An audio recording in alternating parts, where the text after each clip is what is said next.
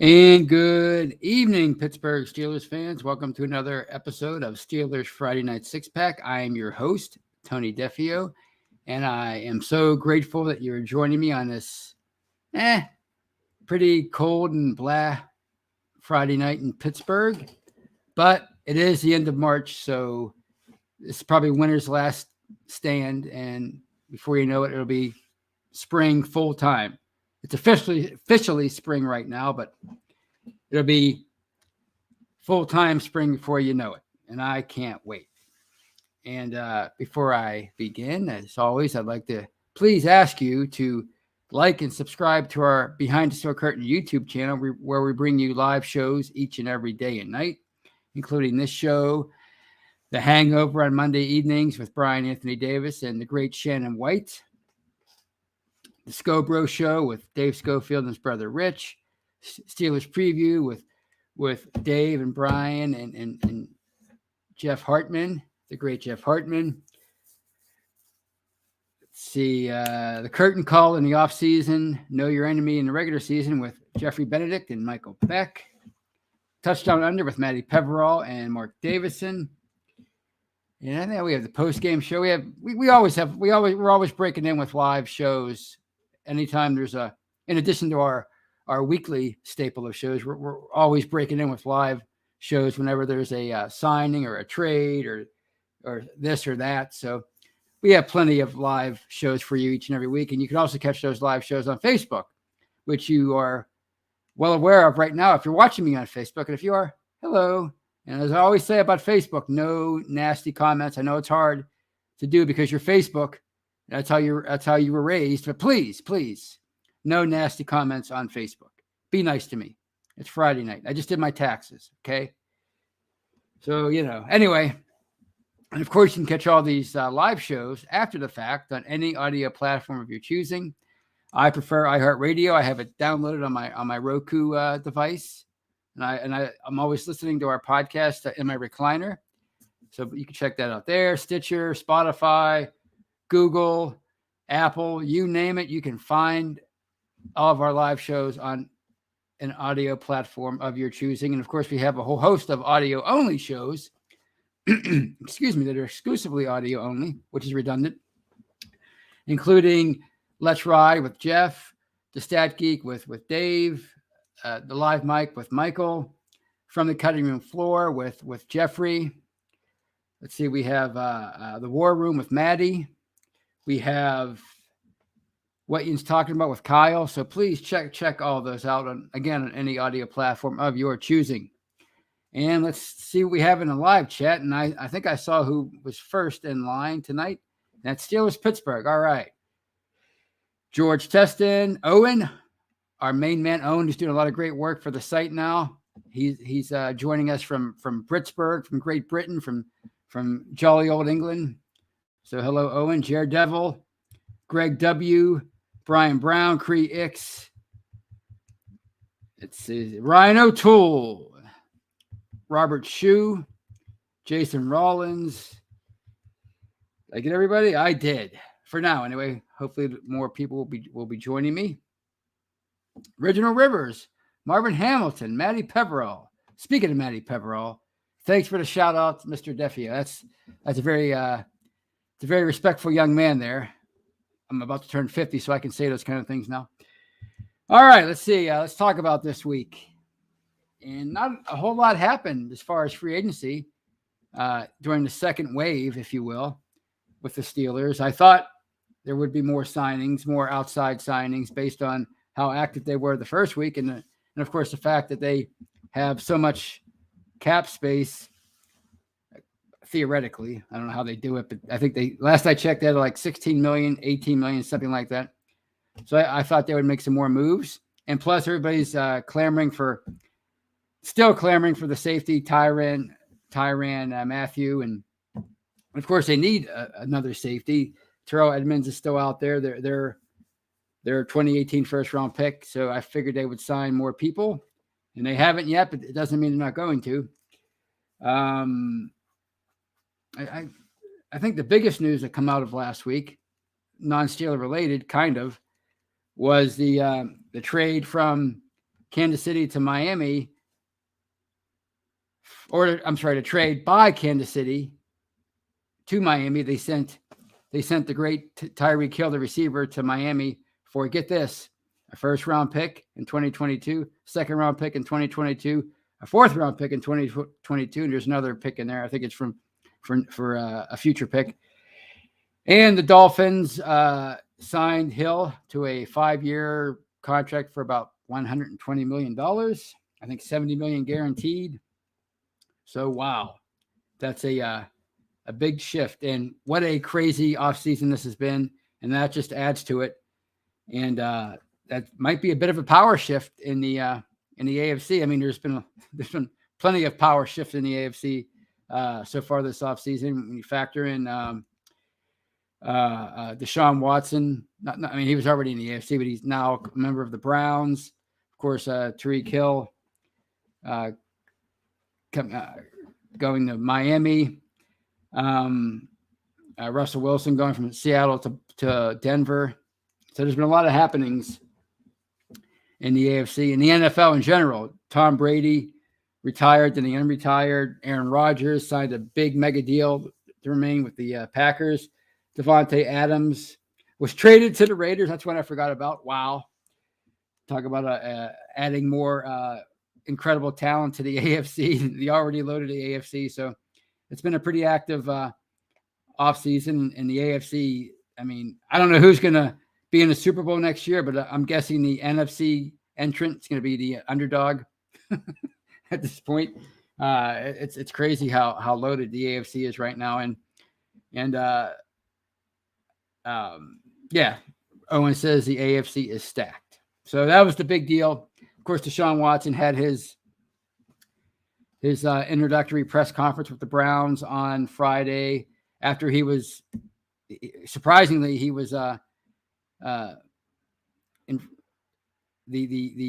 the allegations against him, they were reviewed by another grand jury, a second grand jury. They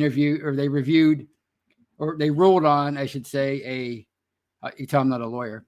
They ruled on some more allegations against Watson, and they decided, just like last week, that no criminal charges were to be brought against him, although he's still facing several civil suits. But he had his introductory press conference, and it was kind of a cringy press conference if you watched it or listened to it. The owners weren't even present, the Browns owners. It was the general manager, really, and it was just a weird thing. But regardless of his off the field problems, Deshaun Watson is a member of the Browns, and pending a suspension from the NFL, he's going to be their quarterback for the next several years. And he figures to make them better, and he figures to make the Browns a major player in the AFC for the time being. So that's the big outside news. As far as the Steelers, they had their quarterback love fest at several pro days this week. First, it was Kenny Pickett on, I think it was Monday.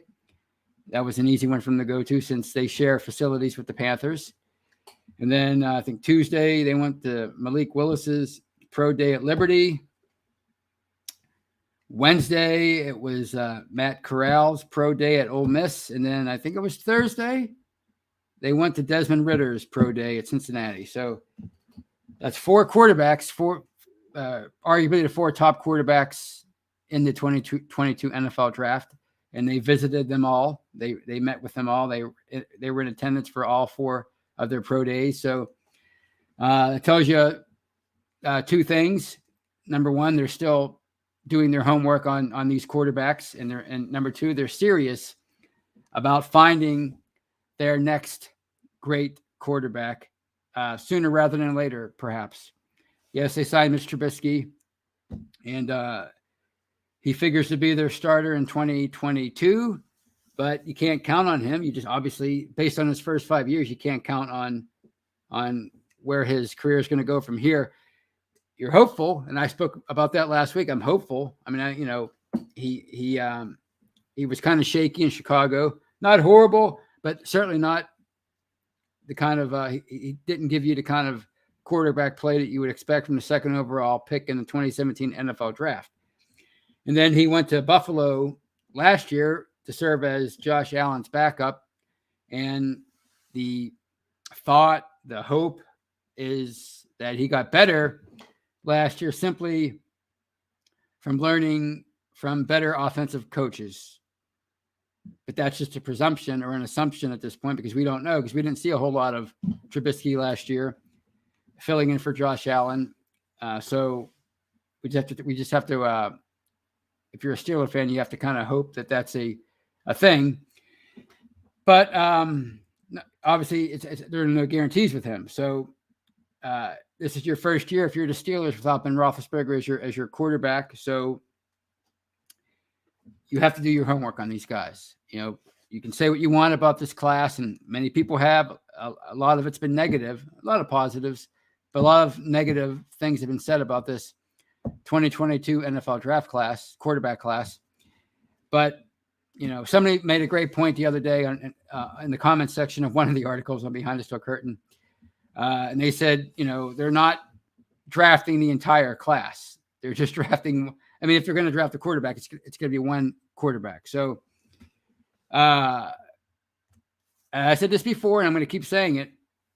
If you're them, and I'm not trying to say the Steelers know all and their analysis is infallible and they're perfect and everything that they touch turns to gold, because obviously that's not true. But if you're them and you feel very strongly about one or more than one of these quarterbacks in this draft, and someone happens to fall to you at 20, and you're not talking yourself into it, you truly believe that this guy, that you can develop him, that you can surround him with the right personnel, you can implement the right schemes, the right game plans, the right coaching. If you truly believe that you can develop this guy into a top flight quarterback, then you have to draft him this year. You can't wait for 2023 because there are no guarantees. 2018, I think there were 5 guys drafted. Obviously, Baker Mayfield, Sam Darnold, Josh Allen, Josh Rosen, and Lamar Jackson. They were all drafted in the first round. And of course, Baker Mayfield is in limbo right now because the Browns just traded for Deshaun Watson. Josh Rosen is practically a bust. I don't even know if he's still in the league. I think he's with Atlanta, but I don't know for sure, which is indicative of his career up until this point. And Sam Darnold looks like he's headed for journeyman status. Josh Allen's one of the best quarterbacks in the NFL. Lamar Jackson's one of the best quarterbacks / offensive weapons in the NFL. He's a former MVP. So it's 5 guys. And I think 3 of those 5 guys, the ones that are either busts or in limbo, I think they were the guys that were considered more of a sure thing. Whereas there were questions about Allen because of where he went to college, Wyoming, and his accuracy and everything. And of course, there were questions about Lamar Jackson because of his accuracy. So, you know, those 2 were considered the projects, and they're both stars of the NFL. And the other 3 were considered more finished products, especially Mayfield and Darnold. Darnold in particular, people were talking about him for 2 or 3 years. So the bottom line is you just don't know. You just have to hit on one guy. And if you feel like you have that guy, a chance to draft him, you have to do it. I don't care about Mr. Trubisky. I don't care about what your roster looks like right now, because this is a cliche to say, but if you find that quarterback, then that's like 90% of figuring out your future as a football team. And it quickly increases your chances of being a contender. So, you know, I don't blame the Steelers at all for doing their homework with these 4 quarterbacks at their pro days this week, because it's important. It's the most important decision they've had to make as an organization since Bill Cowher resigned and they had to find a new head coach. You're going on 15 years. And that's your most important player personnel decision, if that's the right term, that they've had to make since 2004 when they drafted Ben Roethlisberger in the first round. So, you know, you listen to the chatter on the radio, you watch what people are saying, you read what people are saying on the internet, and it's like, oh, they're ignoring these other positions. Like, how do you know they're ignoring the other positions? These guys are doing their homework all year round. They have access to the data. They have access to tape. They were at the combine and they visited with all these players. They were at the Senior Bowl and they visited with a lot of these players at other positions, I should say. So just because they're honing in on quarterbacks doesn't mean they're neglecting the other positions. It just means they want to, in my opinion, they want to they want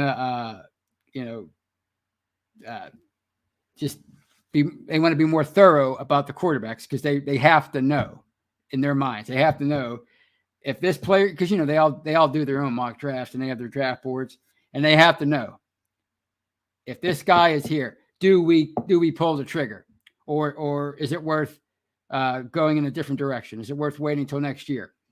Because the chances are one of those guys is going to fall to them now at 20. I would say, when you have all this movement with quarterbacks. The Saints just re-signed Winston. Not that means they're not going to draft a quarterback, but with the Broncos doing what they did, who knows what's going to happen with the? Matt Ryan went to the Colts. Not that would prevent the Colts from drafting a quarterback, but anyway, one of these guys is probably going to be there at 20, and if it's the one that they like the most, is it worth? In their minds, is it worth it to go and draft this guy? So I don't blame them for doing their homework. What does it mean for Mitch Trubisky if they do draft a quarterback? It probably means that, unless he turns into the next Jim Plunkett or somebody like that right away, he's probably going to be living on borrowed time, and he would really be a bridge quarterback because they're going to want to put their number one pick in there as quickly as possible. So it would probably mean a one and done kind of scenario for Trubisky, but that's just life in the NFL. If they don't draft a quarterback in the first round, then it tells me that they're perhaps more comfortable with Trubisky, and he would have a much better chance of being the long-term solution if he really makes huge strides in 2022. So that's pretty much all I had to say about the quarterback situation. I was kind of impressed that they were this thorough. I guess that's not all I have to say about that, because I was really impressed with how thorough they were last week and how thorough they've been up until this point. And if I may, I would rank my four quarterbacks, my preference. And as much as I love Kenny Pickett, and I do, there's just something about Malik Willis. Maybe I'm just talking myself into it because of some of the things I've seen from him, but his arm is just tremendous. And they're all, they all look great in shorts, throwing to their buddies with, without having to read a defense or, having to face a pass rush. But there's just something about Malik Willis's his arm. I think I think his accuracy is a little bit better than people think. And it's certainly his arm. Like, as soon as he gets drafted, he's going to have one of the top 5 or 10 arms in the NFL as far as arm strength. So I'm just really intrigued by him. So he'd be number one for me, even though I think he's going to go in the top 10. I think maybe Atlanta might draft him now that they traded Matt Ryan. And I think Pickett's going to go second. Then I think, and that would be my second preference.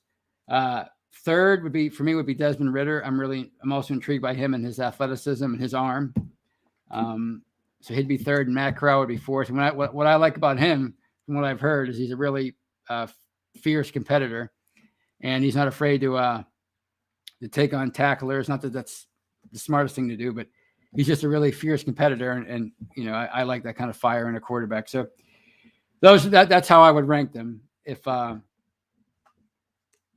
as a Steeler fan. And with that being said, it tells me that they're more than likely gonna be choosing between Ridder and Corral. So or at least one of those guys is going to be there. So it's going to be very fascinating to see what they do if and when one of those 4 quarterbacks, presumably the last 2 that I ranked, is there at 20. So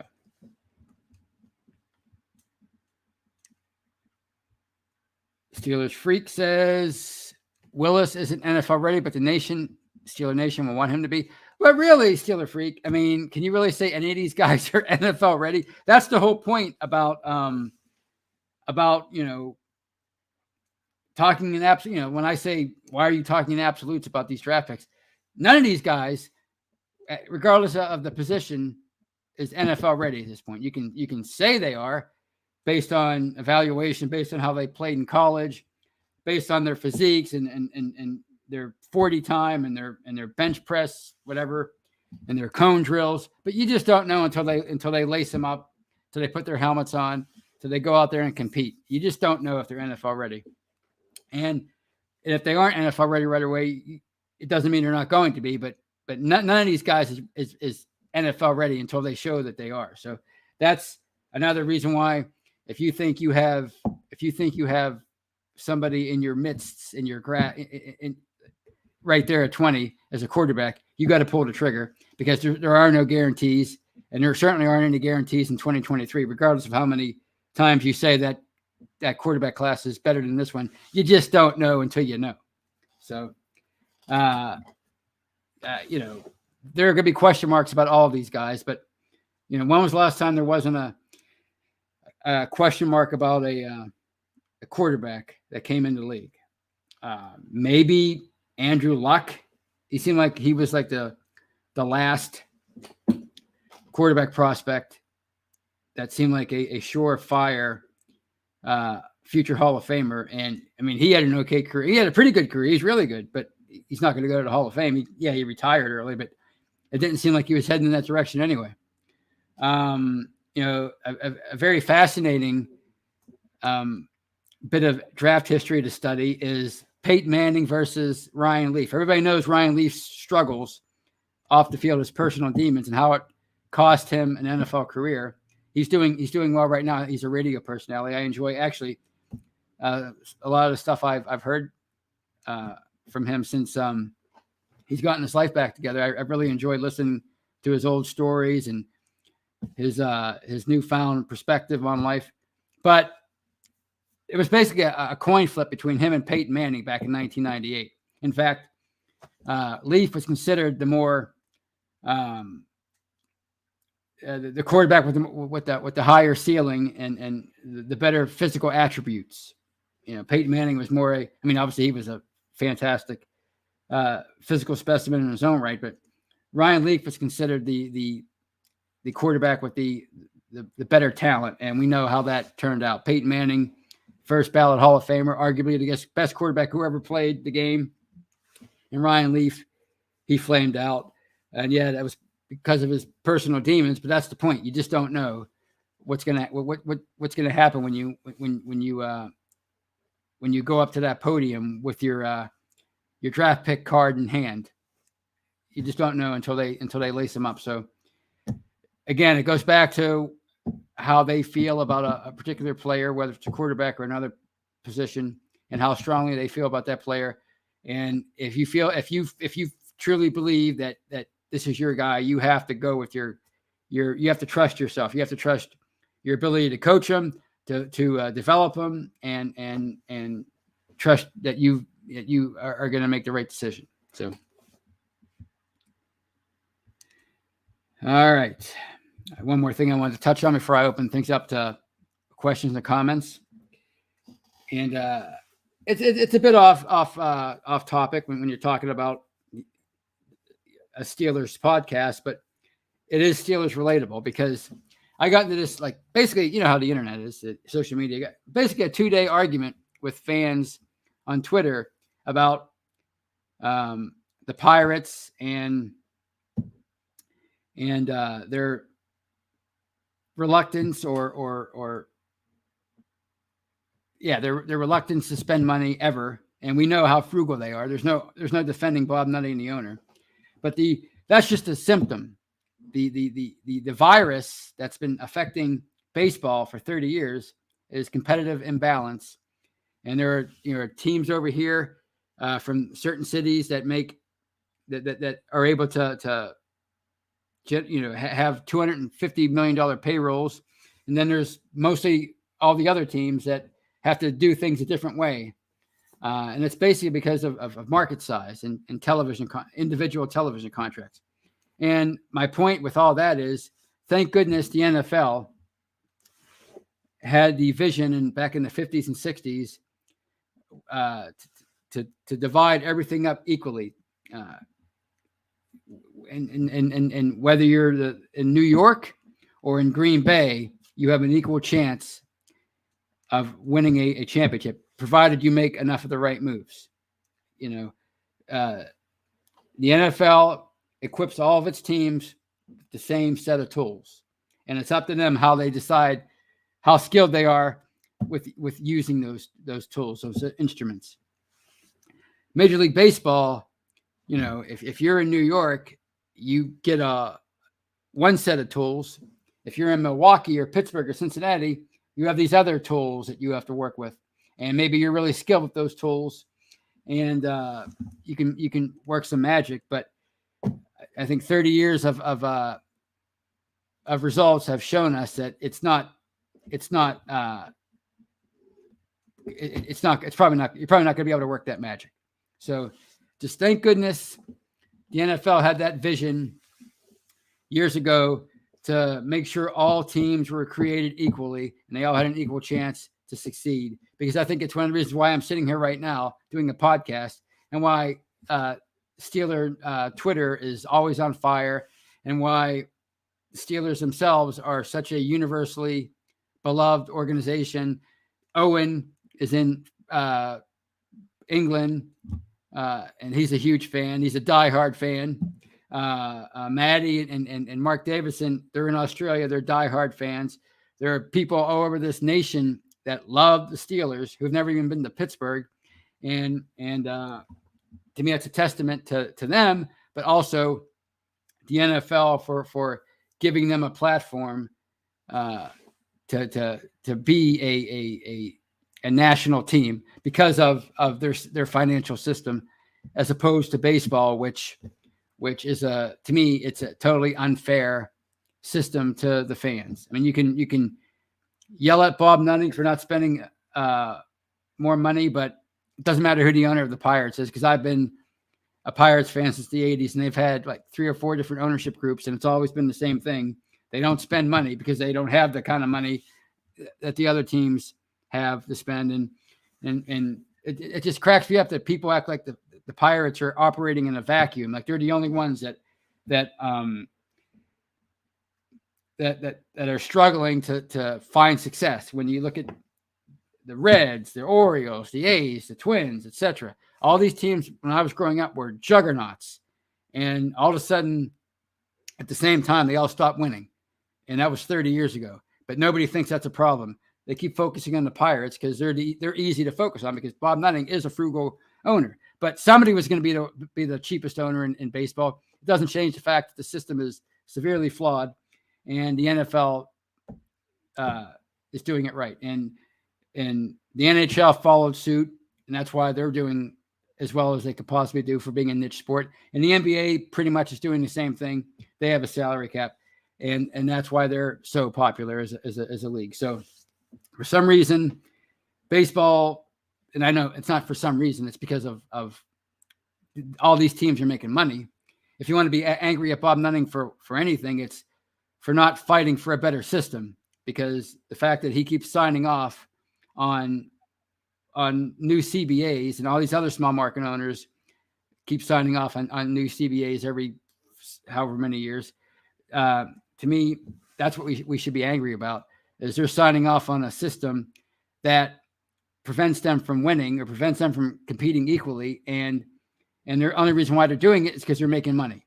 So that's all. That's end of that rant, mostly a baseball rant, but it's also a celebration of the NFL because I'm not sure I can't imagine trying to root for a football team that has to operate on a much lower budget than maybe, the Cowboys or the Giants or the Jets or the Rams because of the market size, because of the size of the market that they're in.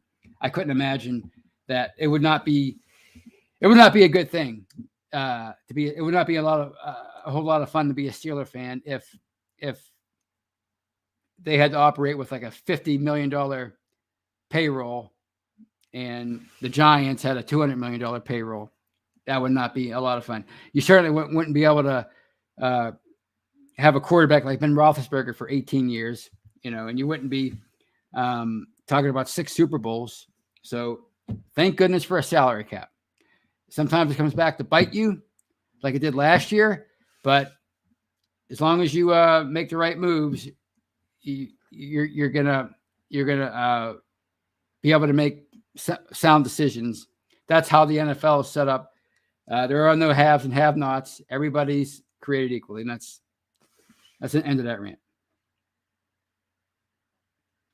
And this one from Vodka Drinker who donates $10. I mean, talking about the Pirates, we still have the only pitcher, that's Doc Ellis, in Major League Baseball history to throw a no-hitter while stoned on LSD. That was the story back in 1970. It's kind of amazing, but that was the 70s for you. But thank you, Vodka Drinker, for that $10. It's very generous. And on that note, I'm going to take some questions and comments and get back to all football, all Steeler talk. Well, maybe not, because Steeler Pittsburgh says that they went to the Pirates games at Three River Stadium. So did I as a kid. It was great. Steeler Freak says, where am I? There we are. Steeler Freak says, speaking of cash, notice the contracts blew up 20%. That is because agents are factoring in the cap adjustments coming. Yeah, well, I mean, if you're that's one difference between last year and this year is there's a much bigger cap. So the salaries the contracts are being structured that way. Sean Manahan says, I was born in Philly, but I've always loved the Steelers. There you go. Case in point. They are a national team along with the Packers. In baseball, are the Brewers a national team? No. Are the Pirates a national team? No. I mean, they get a lot of love internationally because Roberto Clemente, he's so universally loved, especially in South America.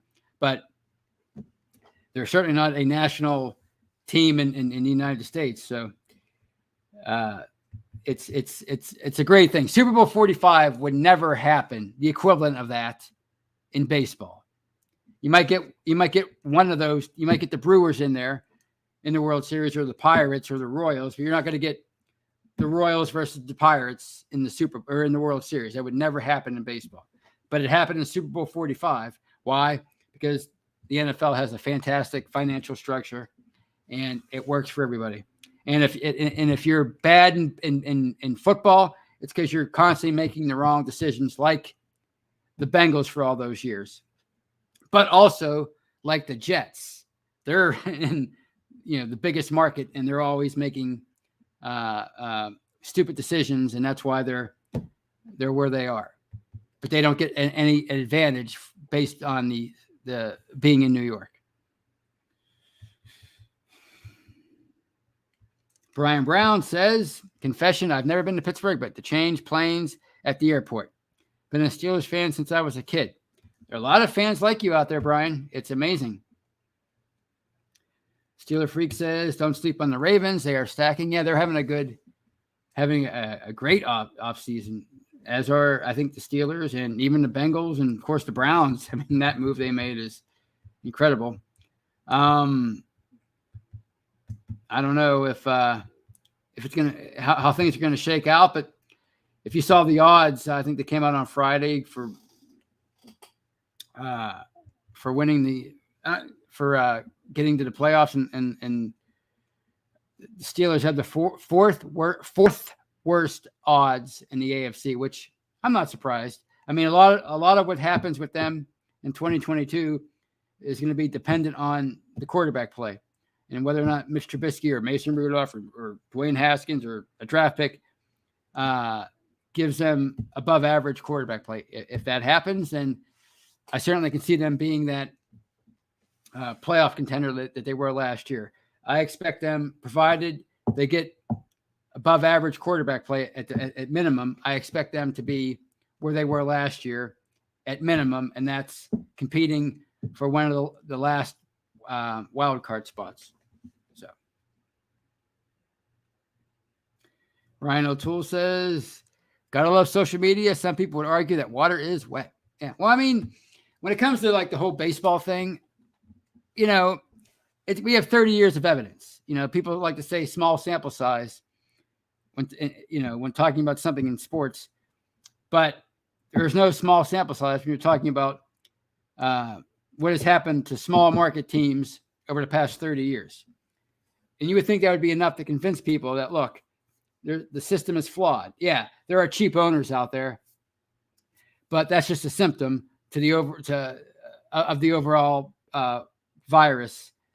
But no, it's 2 days of arguments. And if somebody could show me evidence that, look, this team does it right and wins championships, but you can't point to anybody. The Twins had a heck of a run for like over a decade, but they never even made it to the series. The Rays have been really successful for a small market team. They're competing in the AL East with the Yankees and the Red Sox, and they do have a heck of a thing going. And they've been to a couple World Series, but they haven't won one. And who knows what happens where they're going to be in 5 years? Are they going to be able to maintain this kind of system, or are they going to fall off and be like the Twins and other small market teams who had a run and then kind of fell off? Everybody talks about, the Brewers spend money and they won the division. Yeah, they haven't been to the World Series since I was 10 years old, and I'm about to turn 50 in a couple months. So, I don't know. It gets me angry. Anyway, let's continue. Dill with it says, Tony, but some are clearly more, and this time about the quarterbacks being NFL ready. So this is going back to Steeler Freak's comment on Willis not being NFL ready. Some are clearly more NFL ready than others. Willis is a one read and run quarterback. We can't waste our first round pick on that, especially trading up and losing more. Ain't happening, my man. Well, I don't think they're going to trade up and get him. I don't see that happening. But again, you're talking in absolutes, because the goal is to find your long-term solution at quarterback. And maybe Willis, again, maybe he's not as NFL ready as these other guys. We don't know. But if ready by year 2, I mean, and he quickly becomes one of the best young quarterbacks in the NFL, wouldn't that be worth it? I think it would be. 1 year, I mean, it's that's nothing. In if you're talking about trying to find a long-term solution at the most important position in all of sports. But we don't know how Malik Willis is going to react in the NFL. I mean, you could say he's a one read, one run, quick. He's a one read and then take off and run quarterback. But who knows how he's going to respond to NFL coaching? And yeah, he might struggle early, but it doesn't mean that he's not going to become the best quarterback in the league or one of the best. You just don't know.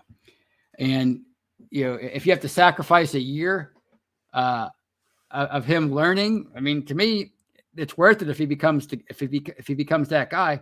Patrick Mahomes sat on the bench for a year behind Alex Smith, and I mean, his career's turned out just fine. So 1 year is nothing. I mean, you can't write Malik Willis off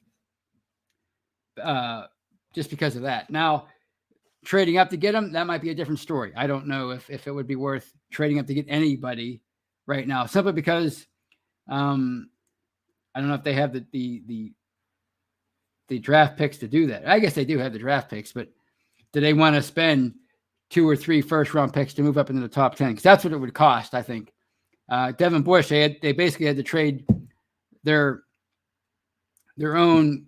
That they traded that year's first-round pick to move up 10 spots for a quarterback, especially if they have to move up into like the top 5 or 6. It would probably cost them this year's, next year's, maybe a third. You never know. I mean, when a team knows you're going for a quarterback, they're going to want to get more in the deal. So they're going to try to take advantage of that. So I think I don't know if I'd want to do that for Malik Willis or any quarterback.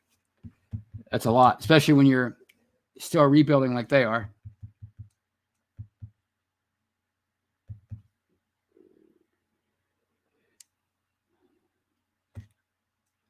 Steeler Freak says Willis will melt trying to read those D's. Ask Trevor. Well, I mean, Trevor Lawrence is he's been in the league 1 year.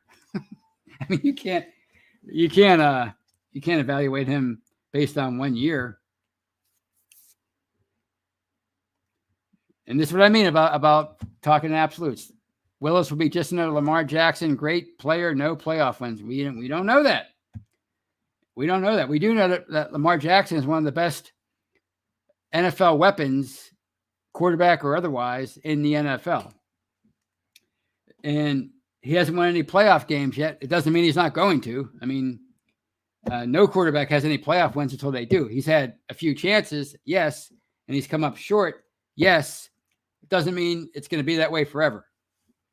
I mean, people can get better. That's one thing that I think sports fans kind of lose sight of, is the notion that a player or even a coach can actually get better at their job as they go on. And if that's the case with Mitch Trubisky, then all this quarterback talk will be moot.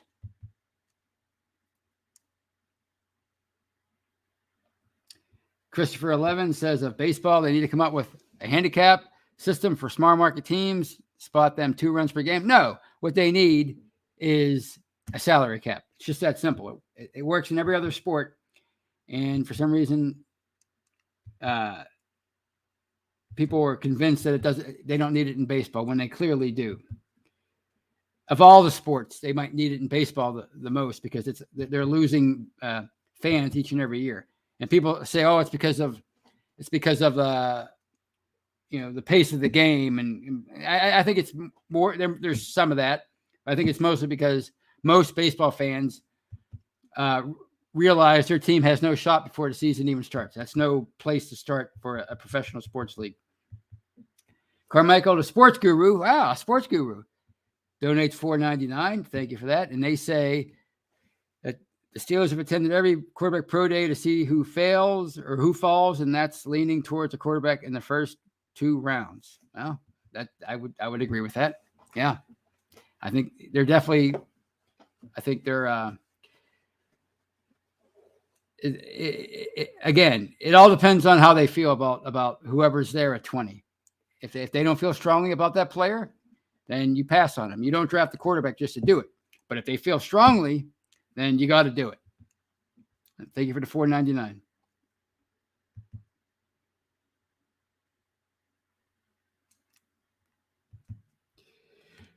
All right.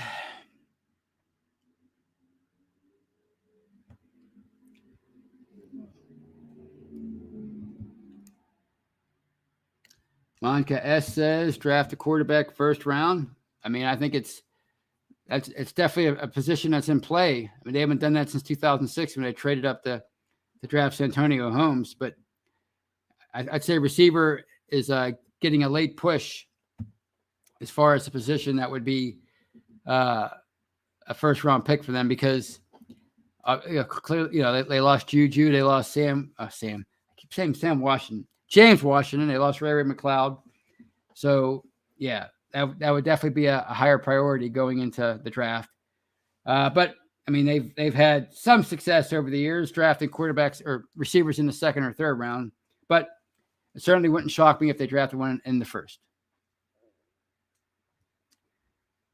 And this is a good point from Ryan O'Toole that I wanted to bring up in the first half of the show, and I actually forgot. And he says quarterback salaries around $50 million per year will eventually bite the team in the butt. And we see that with nobody's come out and said it, but come on.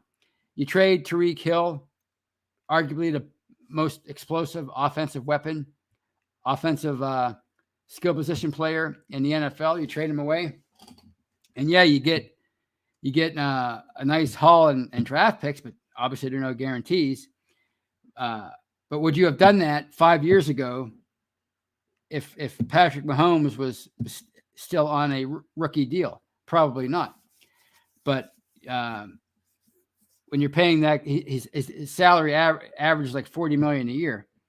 So to try to pay Mahomes that kind of money and then pay a receiver 20 some odd million a year, it's hard to do. It's hard. And that's why when people say it's becoming more and more popular to say you have to win as quickly as possible or as much as possible with a really good quarterback on his rookie deal. And we saw that with Ben. That's when they had their most success. When before he started getting paid, the rich quarterback contracts. We saw it with Joe Flacco. The Ravens had one heck of a team. They win the Super Bowl. He has the postseason of his life. They have to pay him the quarterback money of the day, and they had to sacrifice a lot of their Super Bowl heroes in the process, and they kind of floundered after that for a number of years. So it's tough when it's kind of a paradox because you can't do anything without a quarterback. It's almost impossible to win a Super Bowl without a really good quarterback. But when that guy is established, you have to pay him. And when you pay him, it's hard to build a roster around him. So it's really a interesting thing. And it's another reason why the NFL, it's the great parity league. It's not just salary caps, but how they do the draft. There are no lotteries or anything like that. If you're the worst team, you get the first pick. If you're the Super Bowl team, you get the last pick. If you spend up to the cap, you can't spend anymore, and you have to make changes. If you're a bottom feeder, you usually have a ton of cap space to work with. So they really do a great job in that regard, and that's why. There are a lot of reasons why the NFL is the most popular sport, and it's really our national pastime. But one of the main reasons, in my opinion, is the fact that everybody, whether you're the top market or the lowest market, you have the same chance to win a Super Bowl. So, all right, I've really felt like I've rambled tonight. Well, when you do taxes, right before you go on the air, you're like my hands are. I feel like I had to have a battery of tests, medical tests, and everything came out fine, but I'm still shaking. When you're doing taxes, it's that time of year. So that's probably why I'm rambling. But I had fun rambling, and I hope you guys had fun too. And I hope you have a great weekend, and I hope you keep checking back to Behind the Steel Curtain for all the latest Steelers news. Until I see you on Monday with Brian and Shannon. Have a great weekend, and as always, go Steelers. Take care, everybody.